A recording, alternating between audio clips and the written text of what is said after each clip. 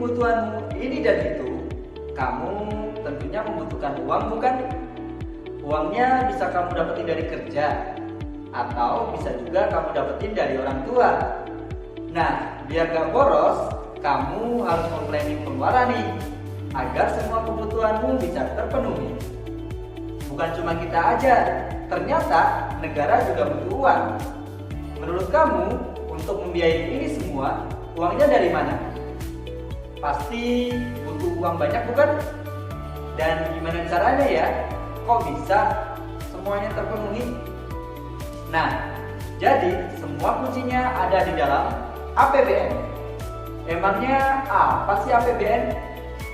Terus fungsi dan tujuannya untuk apa? Penasaran? Untuk menjawab semua pertanyaan tersebut, mari kita belajar dalam section pandemi, pandai ekonomi. Menurut Undang-Undang Nomor 17 Tahun 2003, anggaran pendapatan dan belanja negara adalah rencana keuangan tahunan pemerintahan negara yang disetujui oleh Dewan Perwakilan Rakyat. APBN memuat rincian berbagai sumber pendapatan negara dan jenis-jenis pengeluaran apa saja yang akan dilakukan oleh pemerintah selama 1 tahun. Tujuan adanya APBN ini ialah untuk mengatur pendapatan dan pengeluaran negara.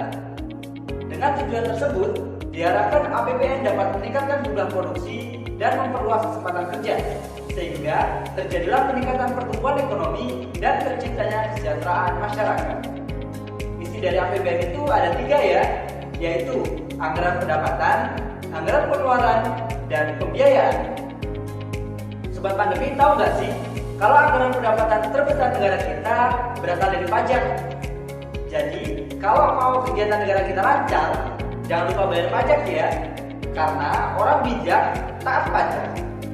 Sedangkan untuk pengeluaran sendiri, ada banyak hal yang dibiayai oleh pemerintah, mulai dari belanja pegawai, belanja barang, belanja modal, pembiayaan bunga utang, subsidi BBM dan non-BBM, belanja hibah, belanja sosial, dan masih banyak lagi belanja lainnya.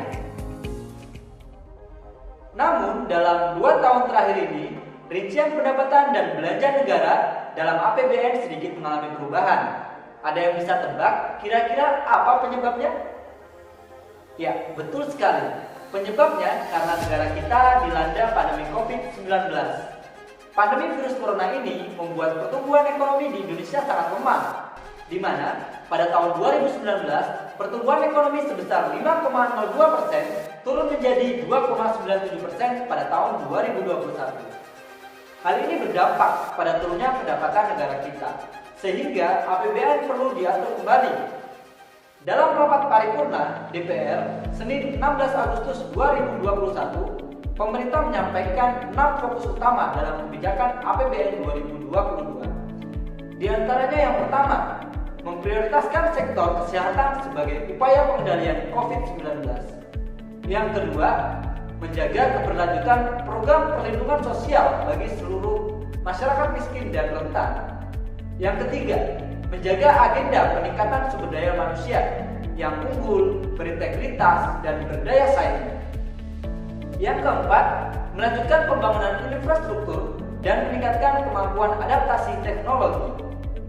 Fokus yang kelima, yakni melakukan penguatan desentralisasi fiskal, dan yang menjadi fokus terakhir adalah melanjutkan reformasi penganggaran dengan menerapkan zero-based budgeting yang ditujukan untuk mendorong belanja negara agar lebih efisien. Nah, sekarang bagaimana? Kalian sudah tahu kan apa itu APBN dan bagaimana kondisinya saat ini? Generasi muda perlu memahami APBN, terutama mengenai akuntabilitas dan pertanggungjawabannya.